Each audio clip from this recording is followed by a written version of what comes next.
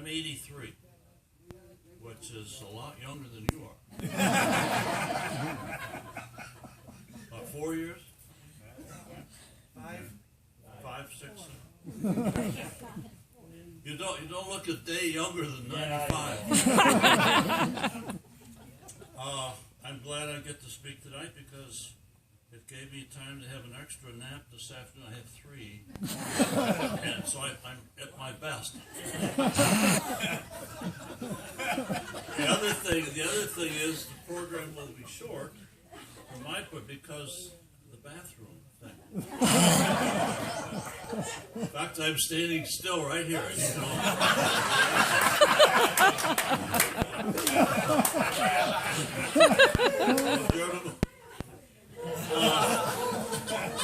And the other thing is I'm a 60%er. Because of age, you forget stuff. Now I had an idea to present five points for you guys tonight. 5 points. On the way over, I forgot 3 of them. So 3/5 is 60%. So I only got 2 things.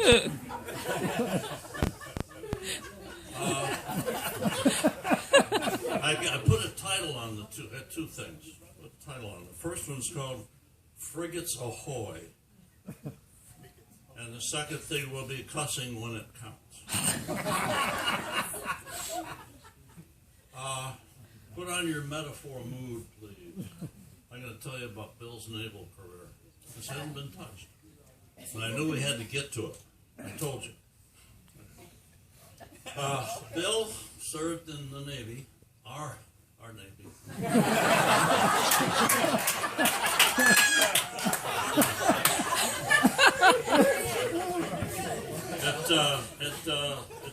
The government complained that it set back the military power of the United States by 15 years. And he was assigned to Sampson Naval Base, which is a few miles south of Geneva on Seneca Lake. And he's a radio man. Well, at the end of the dock down there, they had a frigate. I love that term. Frigate. We used to say that as kids. If you don't like it, frigate. But this was a frigate is a kind of a ship the size of bigger than a destroyer but smaller than a cruiser. It doesn't have much armament. It's a service ship. They had one down there at Sampson, and what they did was take young sailors out down the lake to maybe Watkins Glen and back, stopping on the way. I hear there another old public relations stuff, but teaching the guys to run the ship. And that went on for a while. Bill got assigned to the ship itself. And after a while, something funny happened. The sailors came home really excited about having to take what used to be a dull trip to learn how to run the ship. And more young sailors signed up. Couldn't figure out what the hell was going on. Well, the guys who were assigned to the ship, the older fellows, this was a USS 1262, a patrol craft escort. They started calling it the USS Wine Country.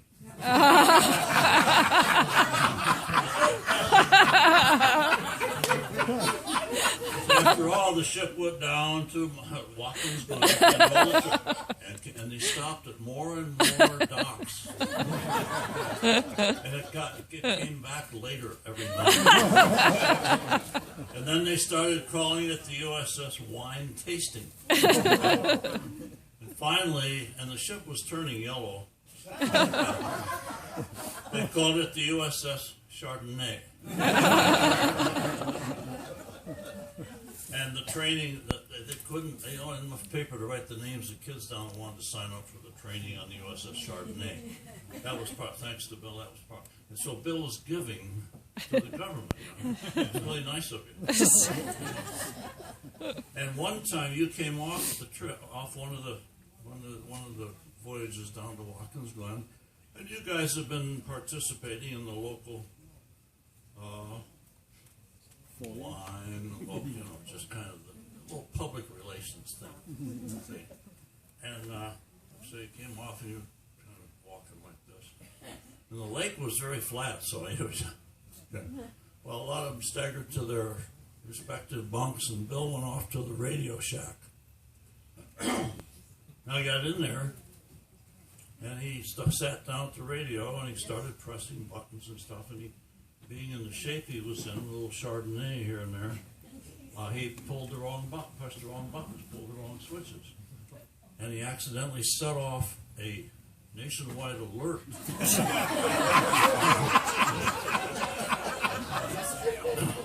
And immediately, there were 4 B-24 bombers launched from the Griffiths Air Force Base in Rome, heading west. They didn't know what the target was, but there were 4 bombs heading west. And Bill was still on the radio there. Fortunately, somebody caught the whole thing, this accident, and ordered the B-24s back. But if you know military, you know that you can't return to a base with a full load of bombs. You have to jettison your bombs before you fly back. So they ordered the 4 B-24s to jettison the bombs. Well, they were over Phelps.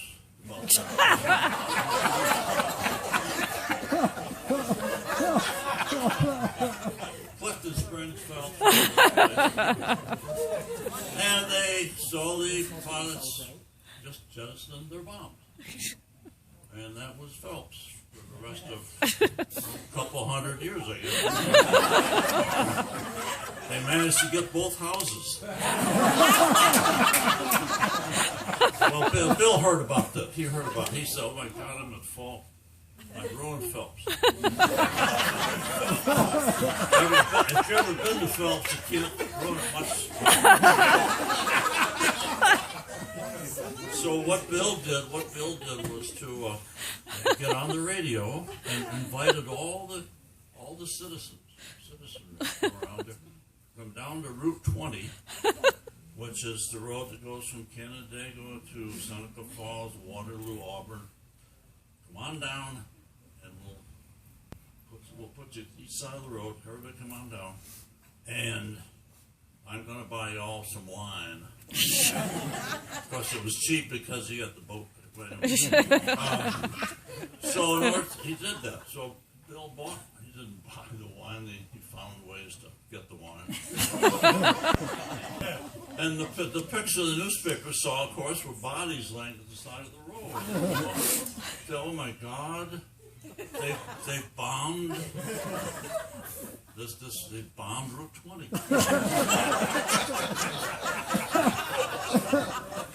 Well, nobody died. Nobody was even hurt. But they were all drunk. And luckily, Bill got out of that reputation unscathed, and he served some more days down at Sampson, and that was the end of Bill at Sampson. But I wanted to give you that sidelight, because I hear all this good stuff.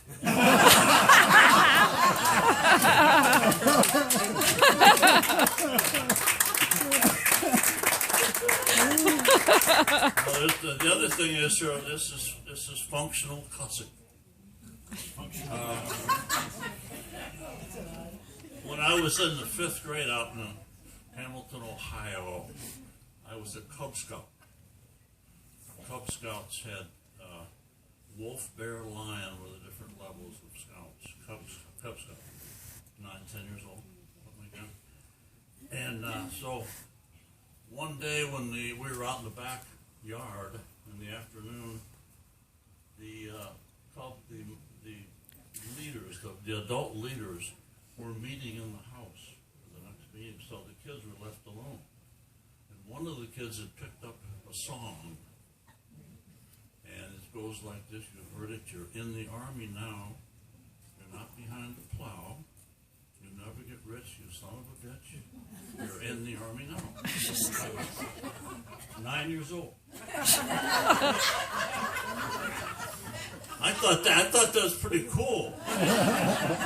I didn't know what bitch was.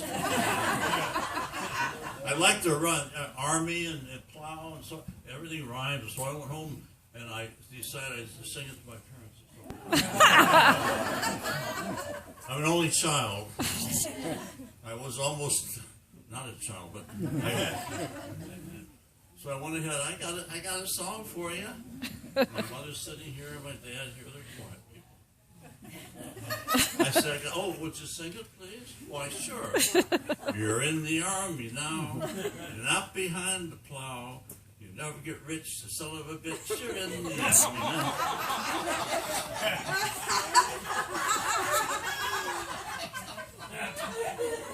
No sound. I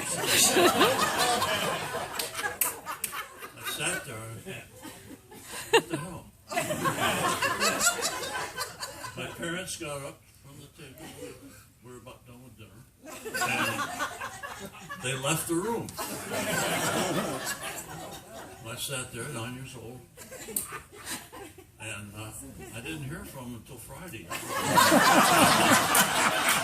It was Tuesday. My mother, Friday night, came over and said, "I wouldn't sing that again." Okay. I mean, I wasn't, what the hell's it? I don't know what this means. So anyway, so that was my introduction to dirty language. And it floated along, and then it went on for years, a little here, a little there, nothing big, until Bill came along.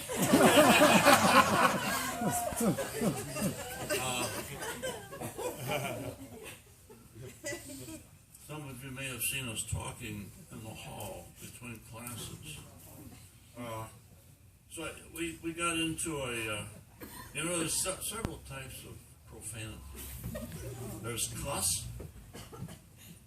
there's curse, and there's burst. Now, cuss is, oh shit. And curse is, let me get that son of a bitch down here. And the burst is, oh, damn it. So there's three kinds. So Bill taught me all three kinds.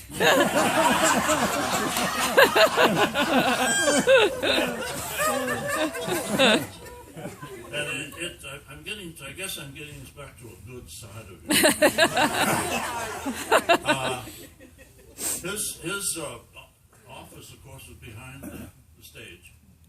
And my English room was down room 27, which is down that north side of the auditorium. So he and I would pass one another occasionally, go to the bathroom or get a cup of coffee or something like that.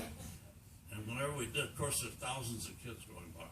So Bill would come down and he'd lean in my ear and say, "You dumb son of a bitch, what are you doing here?"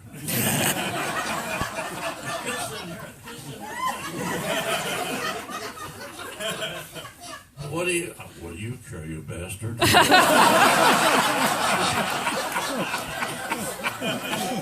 that twice a week.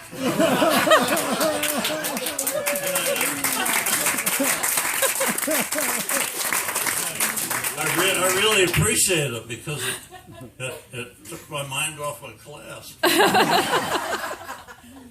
But so again, so I'm getting back to good stuff.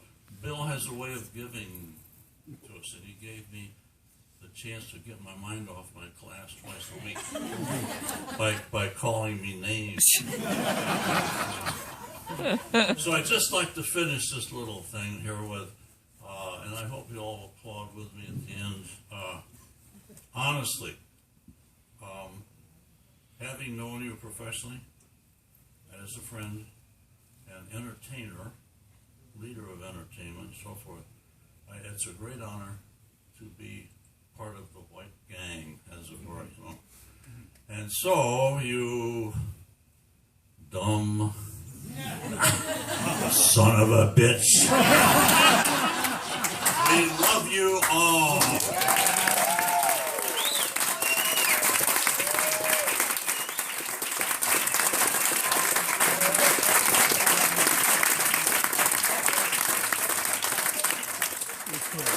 Oh my God. Wow. He's going to take like 10 naps tomorrow.